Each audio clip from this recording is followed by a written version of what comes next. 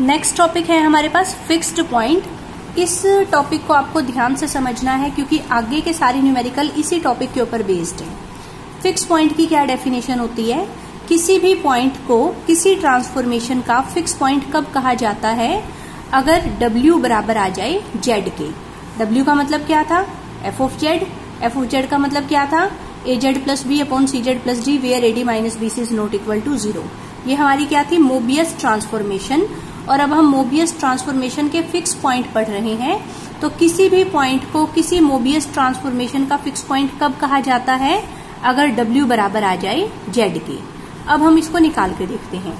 Suppose मैंने यहाँ W की वैल्यू Z पुट कर दी तो हमारे पास आ गया Z is equal to az plus B upon cz plus D.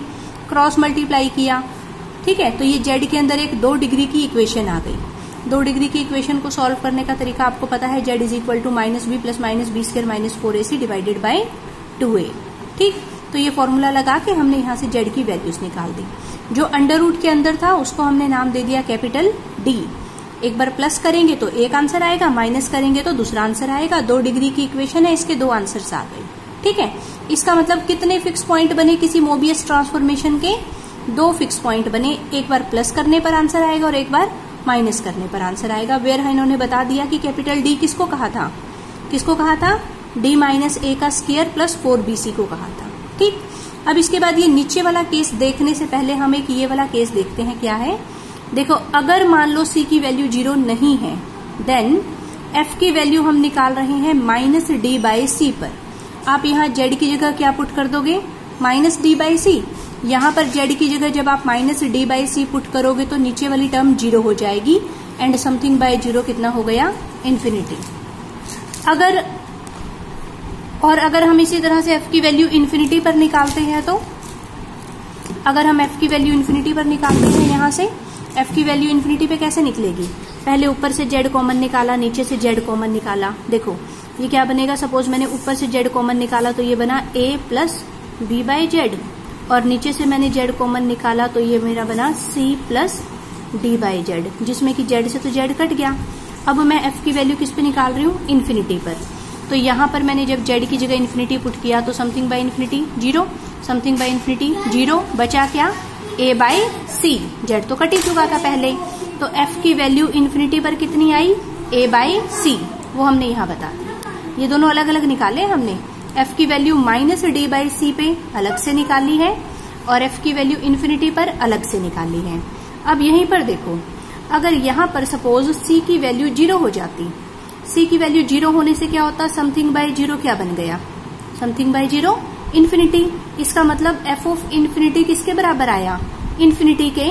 और जब f ऑफ z बराबर आता था z के, w बराबर है z के का क्या मतलब है? w का मतलब f ऑफ z। तो f ऑफ z जब z के बराबर आता था तो उस सिचुएशन में z को क्या कहा जाता था? Fix point. यहाँ पर f ऑफ इन्फिनिटी किसके बराबर आ गया? इन्फिनिटी के। तो इन्फिनिटी को क्या कहा जाएगा यहाँ पर? Fix point. लेकिन कौन सी सिचुएशन में? जब C की वैल्यू कितनी है? 0। अब हम इसी केस को आगे बढ़ रहे हैं कि जब C की वैल्यू 0 है और D की वैल्यू 0 नहीं है। यहां से देखो, सपोज C की वैल्यू 0 हो गई तो W क्या बचा? az प्लस बी अपॉन में D। ये आ गया W। D को दोनों के अपॉन में अलग अलग कर दिया और D वैसे भी हमारा 0 नहीं है तो कोई दिक्कत भी नहीं है यहाँ पे। अब फिक्स पॉइंट के लिए डेफिनेशन क्या थी? W को क्या पुट कर देते हैं? Z।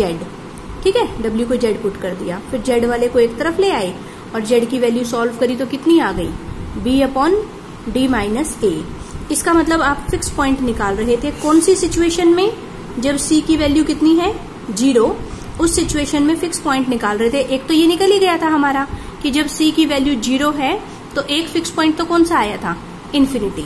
और जब C की वैल्यू 0 है और D की वैल्यू 0 नहीं है तो दूसरा फिक्स पॉइंट कौन सा आया हमारे पास? Z is equal to B upon D minus A। It means यहाँ पर भी 2 फिक्स पॉइंट आए हैं लेकिन एक फिक्स पॉइंट इन्फिनिटी आया है और दूसरा फिक्स पॉइंट आया है B upon D minus A। इसमें ये लाइन इन्होंने ठीक नहीं लिख रखी तो ये मैंने काट दी। तो मैंने यहां से शुरू किया है कि so we have one fix point Z is equal to infinity, जिसका कारण ये है। एंड इक्वेशन 3 जो है वो दूसरा फिक्स पॉइंट बताती है जो कि हमारा फाइनाइट है। ठीक है, लेकिन अगर a माइनस डी भी 0 हो जाता, सपोज मतलब कि अगर ये नीचे वाली टर्म हमारी 0 हो जाती तो फिर क्या बचता, समथिंग बाय 0, इन्फिनिटी। इसका मतलब z की वैल्यू इन्फिनिटी बचती खाली। इसका मतलब पहला फिक्स पॉइंट भी इन्फिनिटी हो जाता और दूसरा फिक्स पॉइंट भी इन्फिनिटी हो जाता। इसका मतलब उस सिचुएशन में ट्रांसफॉर्मेशन के पास सिर्फ एक ही फिक्स पॉइंट होता जो कि क्या होता, इन्फिनिटी। कब, अगर a माइनस डी की वैल्यू 0 होती तो। ठीक है, तो अब हमारे पास कुल मिलाकर देखो क्या क्या केसेस हैं। पहले यहां से समझ लो, फिर मैं आगे से पढ़ाऊंगी। सबसे पहला केस था जब हमारे पास AD माइनस BC 0 नहीं है और C भी 0 नहीं था, तो हमने सिंपल कैलकुलेशन करनी शुरू की। ये एक 2 डिग्री की इक्वेशन बनी, तो ये हमारे 2 फिक्स रूट आ गए, एक बार प्लस लेने पर आ गया, एक बार माइनस लेने पर आ गया। ये तब था जब C की वैल्यू 0 नहीं थी और कैपिटल D की वैल्यू भी 0 नहीं थी। दूसरा केस, C तो 0 नहीं है लेकिन कैपिटल D 0 है। अगर कैपिटल D 0 हो गया तो ये वाला हिस्सा तो हमारा खत्म ही हो जाएगा, बचेगा क्या, खाली a minus D by 2c। इसका मतलब 2 फिक्स पॉइंट है लेकिन दोनों सेम आ रही हैं, क्योंकि एक बार हम प्लस 0 कर रहे हैं, एक बार हम माइनस 0 कर रहे हैं, तो 2 फिक्स पॉइंट है लेकिन दोनों सेम आ रही हैं। तो ये कौन कौन से 2 केस कवर किए हमने, जब c 0 नहीं है और d भी 0 नहीं है तो 2 अलग अलग फिक्स पॉइंट आएंगे, दोनों फाइनाइट होंगे। जब c 0 नहीं है लेकिन d 0 है तो 2 फिक्स पॉइंट आएंगे, दोनों फाइनाइट आएंगे लेकिन दोनों इक्वल आएंगे। तीसरा केस, जब c 0 है और a माइनस डी 0 नहीं है तो 2 फिक्स पॉइंट आए, एक z is equal to infinity और एक z is equal to b by D minus a।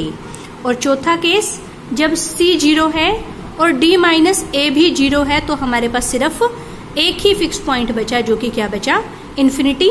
इसको इन्होंने अगले पेज पर सारा समराइज कर दिया है। देखो ये चारों केसेस यहाँ बता दिए। जब c भी 0 नहीं है, d भी 0 नहीं है तो आपको पता लग ही गया था कि 2 फाइनाइट फिक्स पॉइंट आएंगे। जब c 0 नहीं है और d 0 है तो एक ही पॉइंट आया, या ये कह सकते हो कि भाई 2 फाइनाइट फिक्स पॉइंट आए थे लेकिन दोनों सेम थे। क्योंकि दोनों सेम थे तो इन्होंने उसको एक ही लिख दिया।